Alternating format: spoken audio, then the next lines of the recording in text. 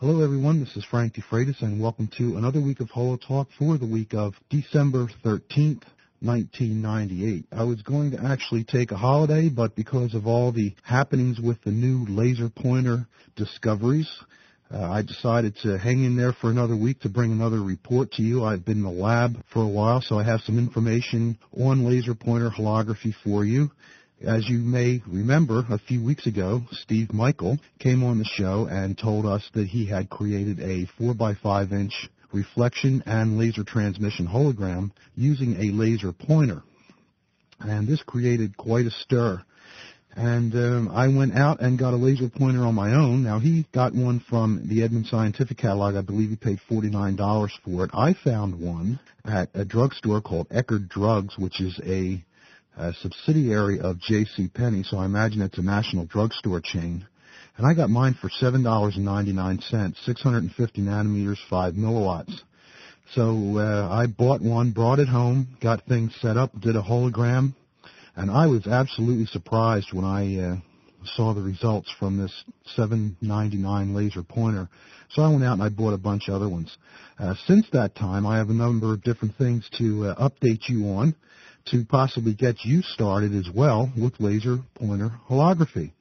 It's really funny. I was going over one of the old catalogs from 1991 because I keep everything. The lowest priced laser pointer in this 1991 catalog was $140. It was a 3 milliwatt operating at 670 nanometers. That was their lowest price, and they had that exclamation points next to that, like, wow, grab this now. They were still selling the small handheld helium neon tubes. These are small helium neon battery-operated lasers that you could hold in the palm of your hand. And they actually put out 1 milliwatt, and their price was $279. There were a few other pointers on the page as well. None of them were very powerful. I don't believe any of them went over 1 milliwatt, to tell you the truth, except for that lowest price one, which was around 3. A 0.9 milliwatt was selling, this is a pointer, at $259.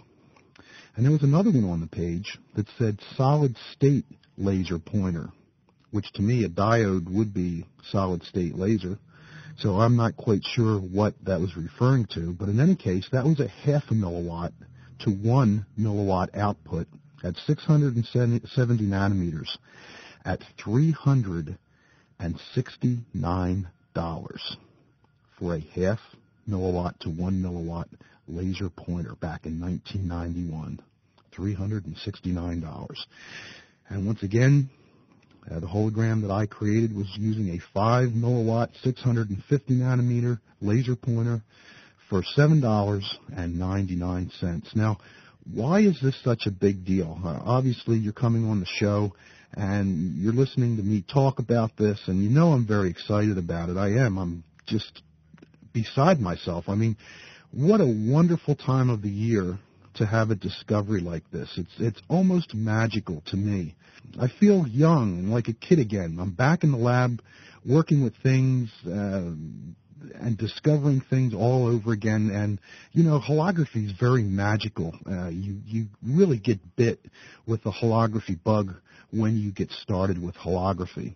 And that's probably one of the big things with this, is the fact that we really do need to bring more people into holography, but it's so restrictive. Basically, it boils down to money. That's what everything always boils down to. And there are places that sell surplus and manufacturers overruns lasers, and they're very good lasers. I have one myself, which I use in my lab all the time too. But you're still looking at an initial outlay of maybe $150 to $200 to get into the 5 milliwatt range or so. Even if it were only $100 output of money, you still can't compare that to $8. And that's what's really exciting about this, because that is the biggest outlay that you make when you're beginning holography.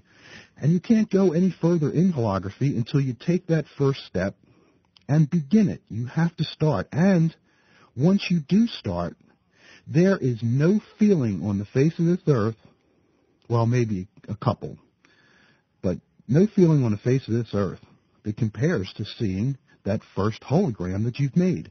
Once that's in your system, it's in your system. And I've been making holograms for years and years and years, and I still go down into the lab. Occasionally someone wants to have a hologram made, or I have workshops or things like that. But it's basically the same thing for me all the time. It's been that way for years. But this is something brand new.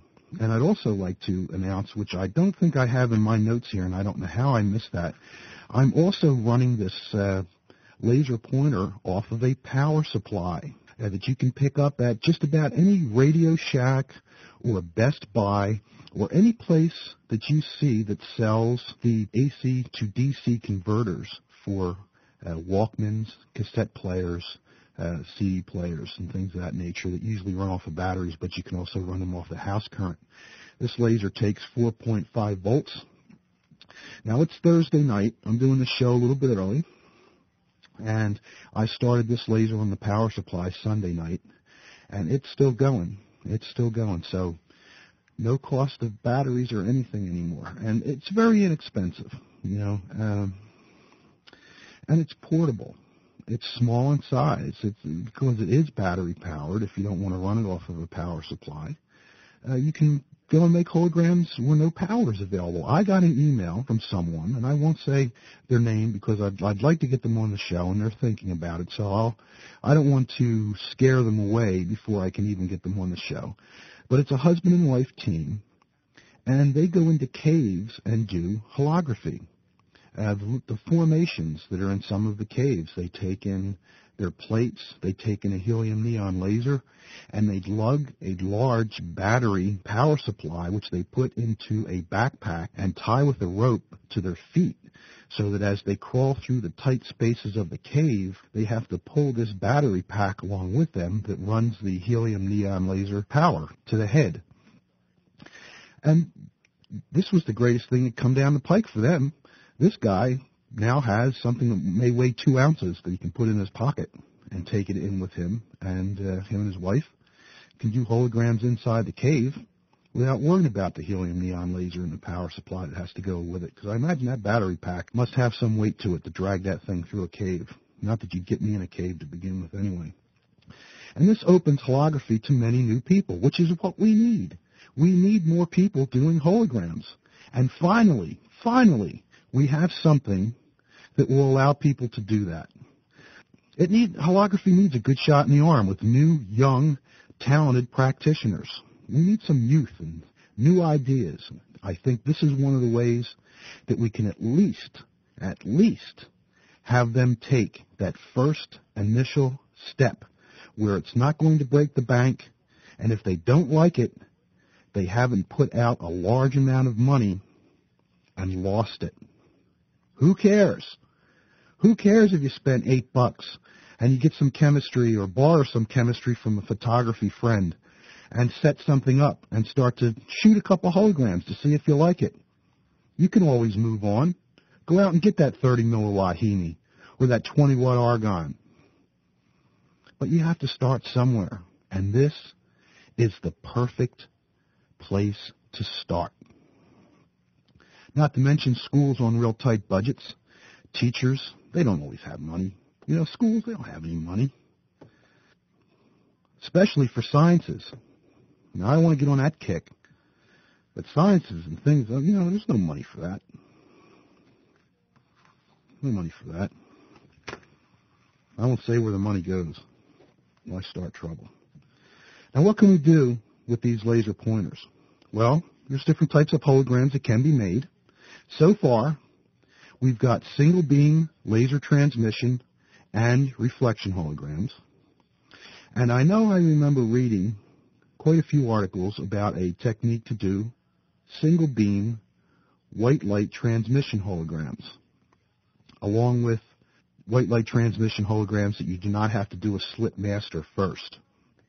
So I will continue to look into that. I have not had the time to go through the back issues. I believe it may have been in either Laser News or Holosphere or one of those publications that goes back probably to the late 80s or so, I believe. I'll find it, but I haven't had the time to look. And it's possible to do a split beam. Let me tell you something. I burnt one of these diodes out. I wanted to see, it's, $8. I figured let's see what this baby can take. So I got the power supply, and I've got different settings on there, 3 volts, 4.5, 6 volts, 7 something, 8, 10, 12. I think I got up to around 10 or 12 before I saw that white puff of smoke come out and the thing blank out on me. So what I did is I figured, well, this baby's shot. So I got the second one that I bought and opened that up and hooked it up to the power supply and made sure I kept the power at 4.5 volts this time. And I'll tell you something, this second one's a lot brighter than the other one was. So there must be some sort of a variation in the actual power output sometimes of these diodes. But I'll tell you something, I began holography with a 5 milliwatt back in, when I started this studio in 1983 from Aerotech, which was out, let me see how well my memory serves me, Zeta Drive, Pittsburgh, Pennsylvania. And I think I paid $680 for a 5 milliwatt that was a self-contained tube and power supply in a cylindrical housing. I believe that was what it was. And if memory serves me right, I'm looking over at the table right now, I think this is just as bright as that 5 milliwatt Heaney. This little laser diode that I have on here right now is screaming. It's really screaming. So I'm going to try and do a split beam hologram using this laser. And that, of course, will open things up to other things as well. This is what's so exciting about it. This is what's so exciting is because all the adventure's still there. I mean, it's a whole new road that hasn't yet been traveled. I don't need a 20-watt argon to make me happy. This stuff is what's hot right now. This is exciting. This is exciting. And, of course, some advanced techniques. Now, remember, you can do multiple color holography using a single wavelength. It's been done way back in the early 80s or mid-80s. Probably one of the first names that comes to mind doing that work is John Kaufman, and multicolor using triethanolamine. And all of these techniques can be found in just about any holography book. So you've got your 5 milliwatt laser diode. You're ready to do your hologram. And if you want to start experimenting with a number of different things that could be considered a little bit more advanced work, you can get into the triethanolamine technique and start doing some multiple color single beam holograms if it turns out that split beam's just a little bit too much for these diodes right now. And who knows what's coming down the pike? Who knows? How long is it going to be before we have a 25 milliwatt, 640, 635 nanometer diode that's $100? That's something. Of course, 8 by 10 is a question. And just like I had mentioned that I think this laser's a little bit more powerful than the first one I had in there, judging from my eyes and what I see as far as a spread over a 4 by 5 area that I have set up right now, I think it may be possible to do a single beam 8 by 10. If it's a good system, good table, good solid table that's not going to bend and twist and you're not getting a lot of vibration, I think it may be possible to do it. And all of these things are coming up. Boy. Wow. What are the drawbacks? Well, I guess you know that AGFA materials are hard to find. We are working with some materials that are less sensitive than what the AGFA was, and what this works out to be is actually longer exposure times.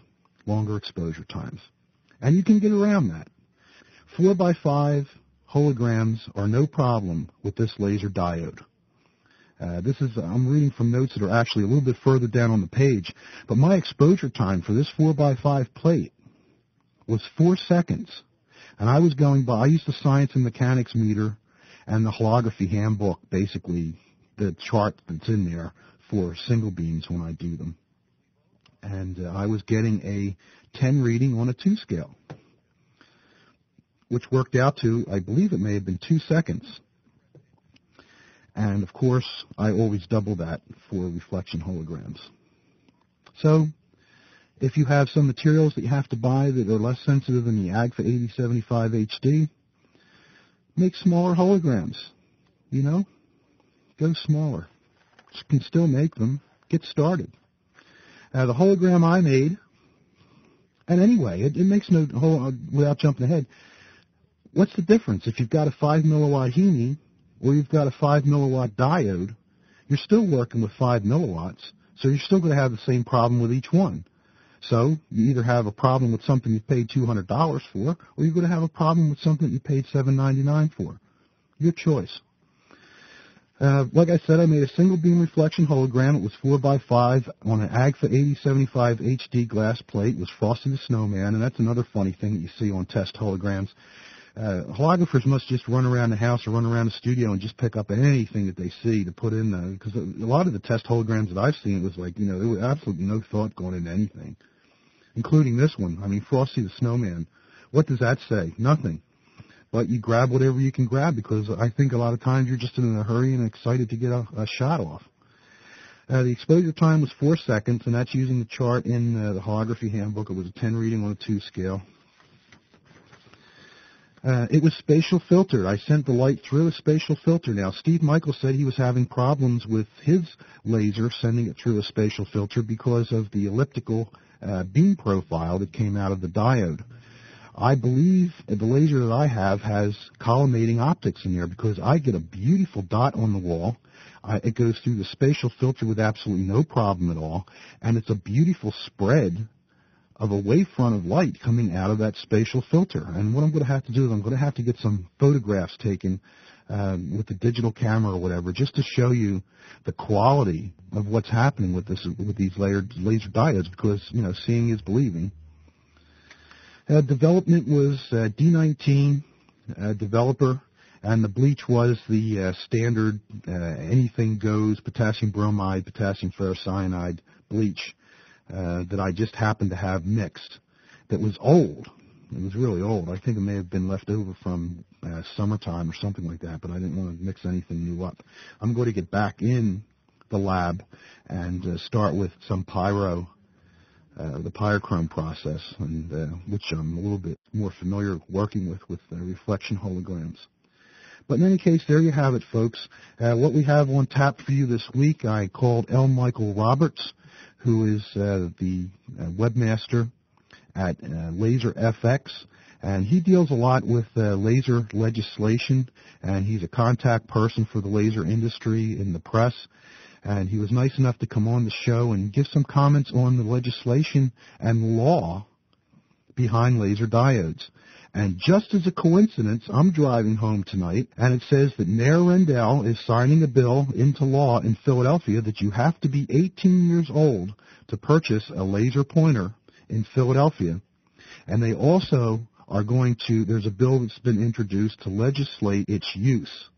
And that's all I could get out of it. So if I can get some more information as far as what they mean by that, legislating its use, I'll get some more information. But wouldn't that be funny if all of a sudden the only thing that these stupid laser pointers were used for was to go to concerts and try and hit the singer in the eye or whatever everybody's doing with these things out there, and all of a sudden it comes along that for a very reasonable amount of money, actually almost a fantasy amount of money, some people still don't believe it yet, that you can create three-dimensional laser holograms, and these things can actually turn people onto a field that they may pursue later on in college, physics, optics, and all of a sudden, they're gone.